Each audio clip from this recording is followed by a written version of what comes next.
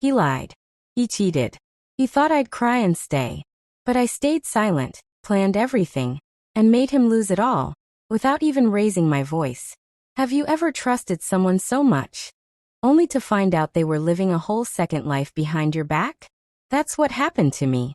But instead of falling apart, I got smarter. And I made sure he lost everything he loved, starting with his fake perfect life. Hit that subscribe button and listen till the end, because this isn't just revenge. It's what happens when you betray the wrong woman. It was my 32nd birthday. A quiet dinner was waiting, the table was set with candles, and I was wearing the red dress he once said made me look like temptation in heels. I had cooked his favorite meal and even put on the perfume he bought me years ago, back when he still looked at me like I was magic. He didn't show up on time.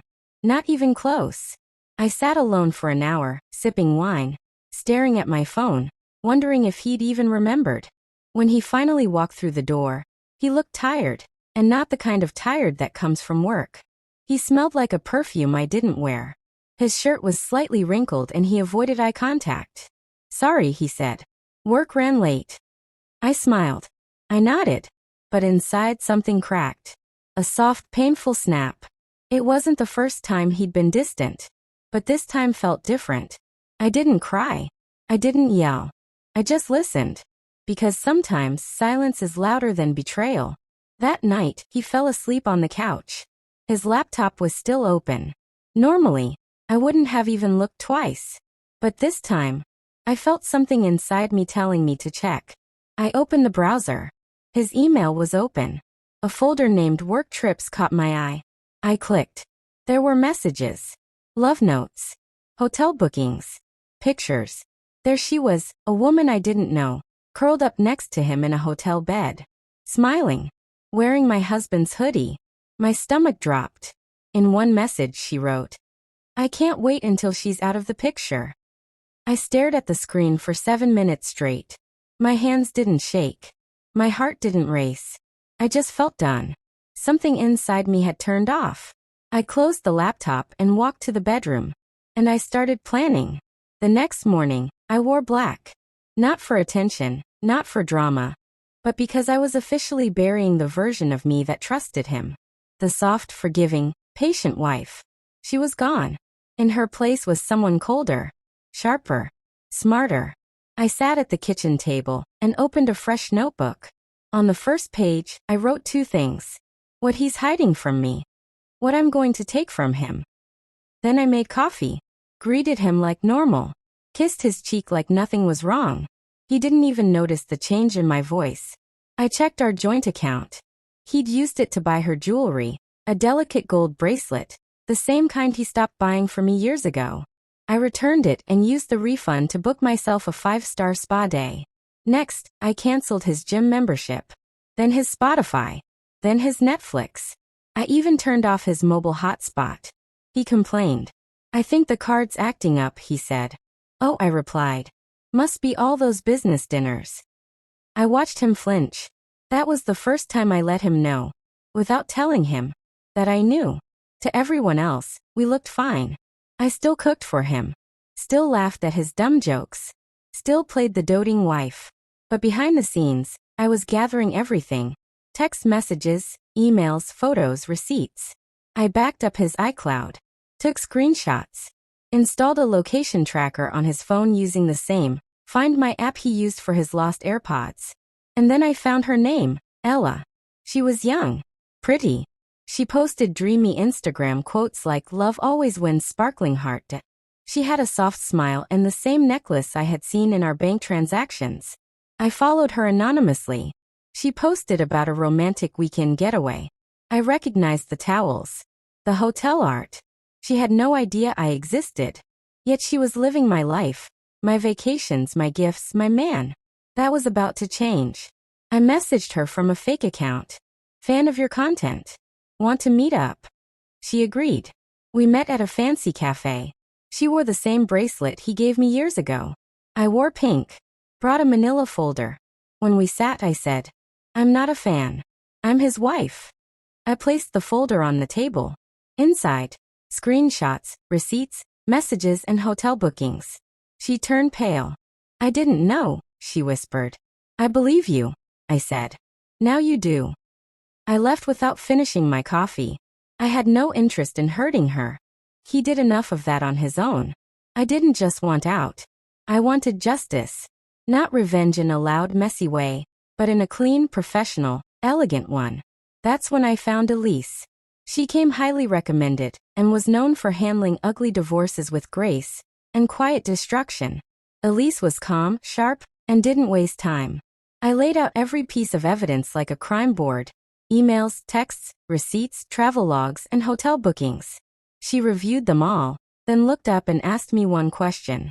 Do you want to leave with dignity, or do you want to burn it down professionally? I didn't blink. Burn it. But make it legal. We began right away. She prepared the paperwork to freeze the accounts, filed for divorce citing infidelity, and created a financial trail that would make sure he couldn't hide anything. 2 days later, his card declined at his favorite steakhouse. I watched him stare at his phone in confusion. He sent me a message. Hey, weird. My card's not working.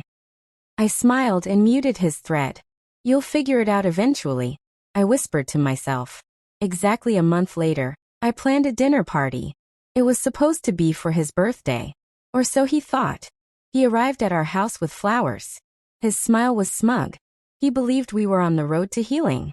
I had acted so kind the past few days, even made his favorite meals again. The table was set. Guests arrived: our parents, his closest friends, a few coworkers. I made wine float freely, served a 3-course meal, and pretended like everything was perfect. After dessert, I tapped a spoon against my glass and stood up. Thank you all for coming, I said. I have a little video to share. He looked proud, thinking it was some sentimental montage. Instead, I played footage. Proof of his betrayal, screenshots, hotel bookings, audio messages. The room fell silent. His mother gasped. His best friend looked away. When the video ended, I faced the room and said, I'm not angry. I'm just done. You can all stay if you'd like. I'm leaving. I walked out with my head high. The silence behind me was the sweetest sound. The next few days were chaos for him. He tried spinning stories. She's overreacting. It wasn't serious. We were just talking. But the video had done its job. His friends stopped answering his texts. His co-workers started avoiding him. Even his mother texted me. I raised him better than this. I'm sorry. He lost more than just a wife. He lost his reputation. And I never had to say a word in public. Silence was my weapon. And it hit him where it hurt most: his pride. He started sending long texts, voicemails, emails that looked like novels. I made a mistake. It didn't mean anything. I miss us. He even sent flowers to my new apartment twice. I gave them to my neighbor's teenage daughter for her prom. I never replied. Because some things don't deserve a response. I wasn't being cruel. I was being free. One quiet afternoon, I got a DM. It was Ella. She had left him. Said he started lying to her too. Promised her he was leaving me. Blamed her for ruining our marriage. And even asked her for money. I thought I was the one, she wrote. Turns out I was just next. She apologized. Sincerely. I didn't hate her. In fact, I respected her for walking away. She added at the end, he's broken. But I'm not letting him break me. I simply liked the message. No words needed. I moved to a new city, got a job I actually loved, and found peace in the little things: sunsets, Sunday coffee, walks with no destination. I didn't look over my shoulder anymore. I didn't feel small. I didn't shrink myself to be lovable. I was free. One night, I went to dinner alone. The waiter asked, "Are you waiting for someone?" I smiled and said, "No, just me." And it felt more empowering than any romantic dinner ever had. Sometimes closure doesn't come from a conversation. Sometimes it comes from saying what you need to say, even if no one hears it. I wrote him a letter. You broke something inside me, but you also helped me rebuild someone who no longer needs you. I don't hate you. I don't miss you. I just finally see you for who you are. And I forgive you, not because you deserve it, but because I do. I folded the letter, placed it in an envelope, and tossed it in the fireplace. As the flame swallowed the paper, I felt the last bit of weight lift off my chest. People always ask, would you ever take him back? The truth is no. Not because of pride, but because I've changed. I've learned that peace is louder than any revenge. That being truly happy is the best kind of justice. He still watches my stories. Still sends the occasional message. Still tries to find cracks. But there aren't any left. Because I didn't just move on. I became someone he could never reach again. If you've ever been cheated on or hurt, remember, you don't have to scream. You don't have to fight. Sometimes the best revenge is living better. Like, share, and tell me in the comments, what would your revenge look like?